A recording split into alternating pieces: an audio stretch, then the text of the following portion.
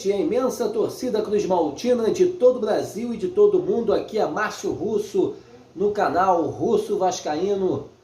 Primeiramente pedindo para você se inscrever no canal, deixe seu like, deixe seu joinha, compartilhe o vídeo para mais amigos cruzmaltinos conhecerem o nosso trabalho. Deixe seu comentário aqui e seja um membro do nosso canal.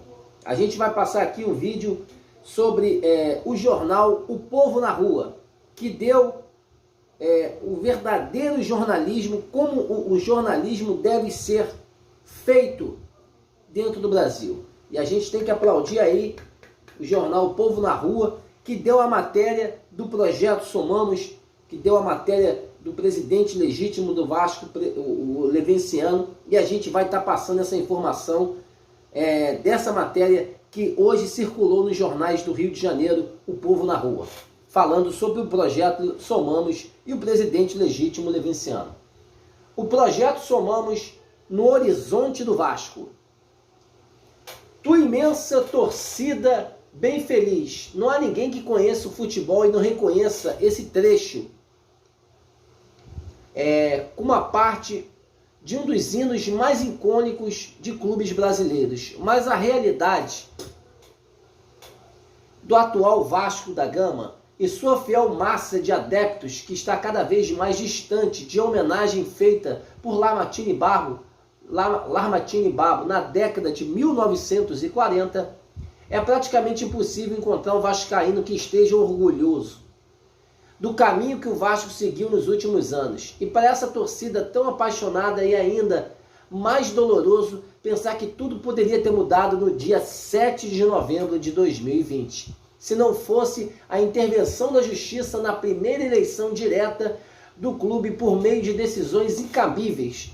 O que teria, afinal, acontecido se a eleição daquele sábado não tivesse sido suspensa por uma liminar proferida no plantão do Superior Tribunal de Justiça em um dia que o órgão estava fechado por um ataque hacker? Qual seria o futuro do Vasco após sua primeira eleição democrática? Nós não metemos a ser videntes e não temos bola de cristal, mas para tentarmos desenhar um cenário no qual o Vasco estaria inserido atualmente, conversamos com o advogado e administrador Luiz Roberto Levenciano, candidato à presidência do Vasco em 2020. E o clima em São Januário na eleição e a pesquisa de boca de urna apontavam que Levenciano seria o vencedor naquele dia. O tão aguardado projeto Somamos seria, enfim, implementado no Vasco da Gama, o que de fato mudaria, em longo prazo, absolutamente tudo. Sobre a série de decisões judiciais esdrúxulas, Levenciano faz coro com opiniões emitidas nas primeiras reportagens sobre a judicialização das eleições vascaínas. O advogado se apega a um fato novo. No entanto, para aumentar o absurdo que o cenário desenhado pela justiça brasileira nesse assunto, o Flamengo teve suas eleições presidenciais desse ano no início do mês, em risco por um movimento parecido como feito naquele dia 7 de novembro de 2020. Dessa vez, a Justiça resolveu respeitar o Estatuto do Clube. Levenciano aproveita para chamar a atenção do tratamento dado pela imprensa à questão. Vento que venta cá, não venta lá. Essas coisas aconteceram na Justiça e o silêncio da imprensa sobre isso só foi um pouco alterado quando vê as eleições do Flamengo. Pois você vê, tem o mesmo tribunal, a mesma matéria, a mesma discussão e a decisão de que a eleição tem que ser de acordo com o Estatuto é a mesma e o tribunal decide que tem que ser uma lei que modificou alguma coisa e se aplica para os estatutos que foram feitos daqui em diante. Os estatutos anteriores são como contrato e a lei não retroage para modificar o contrato que foi feito anteriormente.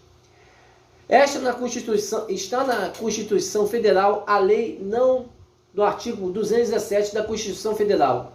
O tribunal decidiu para o Flamengo diametralmente o oposto que decidiu para o Vasco. As decisões sobre as eleições do Flamengo acabaram por ligar um sinal de alerta na imprensa de que algo pode estar errado.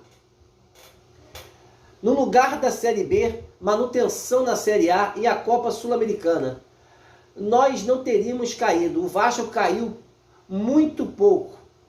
O Vasco caiu por muito pouco. O Vasco perdeu de 3-0 para o Fortaleza, lá no campo do Fortaleza, logo depois que o Salgado, atual presidente fake, ter dado uma entrevista dizendo que a primeira coisa que faria se tivesse dinheiro no caixa seria pagar as pessoas que emprestavam dinheiro do clube, inclusive ele mesmo. Eu cuidei dos jogadores a minha vida inteira, fui advogado de muitos, conheço como funciona a cabeça de jogador. Os caras estão sem receber há meses, estão lutando para um clube não cair, estão disputando, mesmo sem receber, mas que uma hora vai receber. Eles são jovens, mais cedo ou mais tarde recebe. Ele pensa, se não está pagando é porque não está podendo.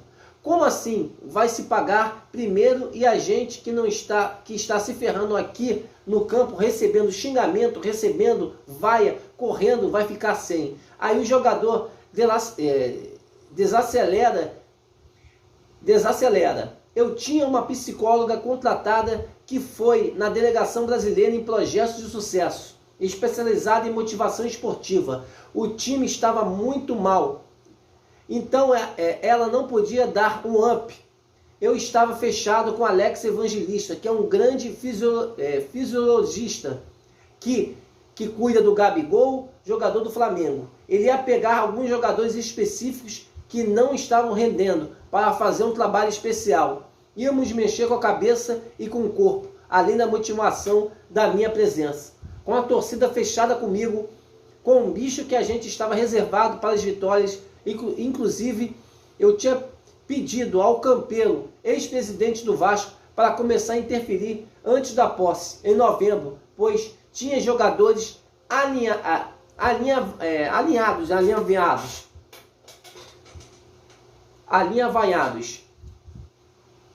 O projeto Somamos e o Vasco transformado. O convite e o conhecimento do projeto Somamos que o Leveciano ressalta é um fruto de uma pesquisa de que em vários países do mundo, se aproximando de pessoas que pensam de diversas maneiras, deve ser levado a qualquer amante do futebol. Se ele vascaíno ou não, pois realmente muda completamente o jeito de vender e comprar a modalidade. Algo pode ser, como Levin diz, inédito no mundo à primeira vista, causa espanto pela diferença abissal da realidade atual, mas a leitura mais detalhada da segurança para validações necessárias para o Levin torcedor é um dos pontos cruciais da operação, e tudo que há no momento deve mudar. O torcedor é um stakeholder, talvez o mais importante, pois ele é, na verdade, o cliente. Os clubes do futebol em geral têm uma gestão opcional reativa. Em um defeito crônico da gestão dos clubes do futebol, eu acho que a gente precisa pensar futebol de uma maneira estratégica. Você tem não só uma gestão operacional, mas uma gestão estratégica, falta de planejamento estratégico para os clubes, exatamente para buscar atender a essas demandas, às vezes ocultas, da sociedade como um todo. O futebol realmente ser inspirador, não só do ponto de vista de entregar para o seu torcedor, mas sim para as comunidades, para a sociedade. Isso é um ponto pensado. O projeto Somamos no horizonte do Vasco.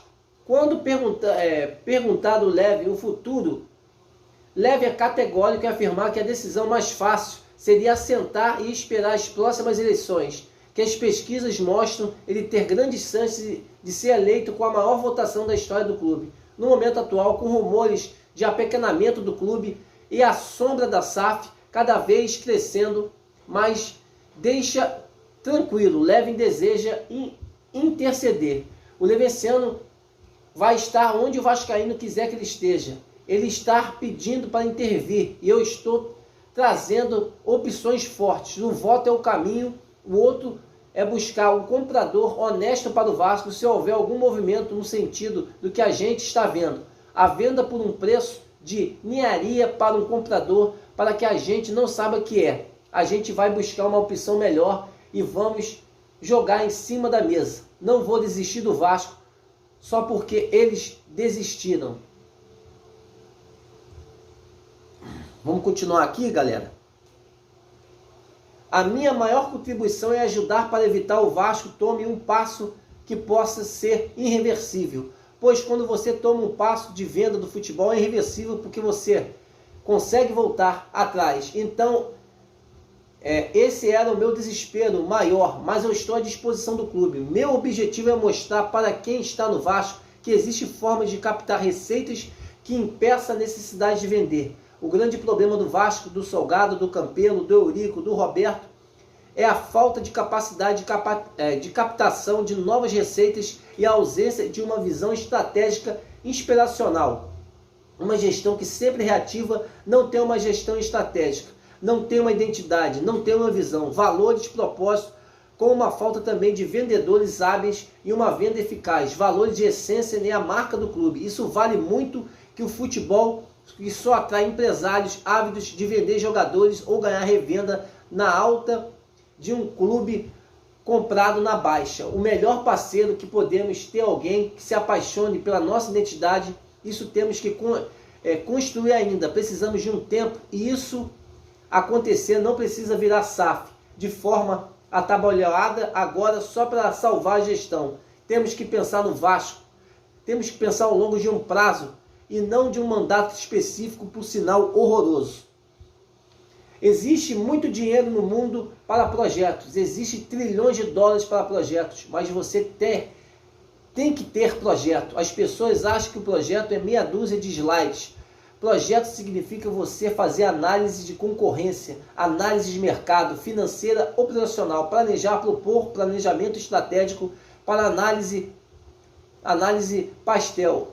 SWOT e SGRID, estudo situacional, você propôs soluções, existem pessoas de fundo ávidos para investir em projetos, então eu acho que muito mais importante que vender o futebol do Vasco é vender projetos para o futuro do Vasco, ou seja, um Vasco projetado, pensado estrategicamente de forma CEO, ou seja, em torno das suas forças, strengths e oportunidades, e isso a gente fez com o Somamos. Então temos a maior tristeza em não ter a oportunidade de colocar em prática aquilo que foi construído, trazido no mercado, um resultado de uma pesquisa de um campo em segunda etapa, brainstorms com executivos de equipes que são exatamente gabaritados, algo viável e palpável que assusta pela distância da realidade do clube, já que o inédito da história do futebol,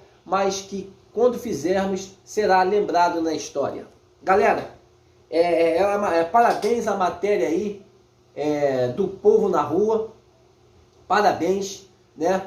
Que o presidente do Povo na Rua é o Roberto Hamed, e isso aí é só para dizer a vocês que tem jornalismo aí decente, e o Povo na Rua está de parabéns por essa matéria aí do Projeto Somamos e o Levin, para tentar trazer um Vasco gigante novamente.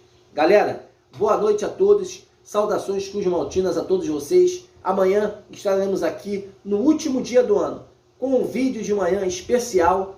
Teremos uma live às 13h30 e depois estaremos aí à noite fazendo um vídeo, o último vídeo do ano de 2021.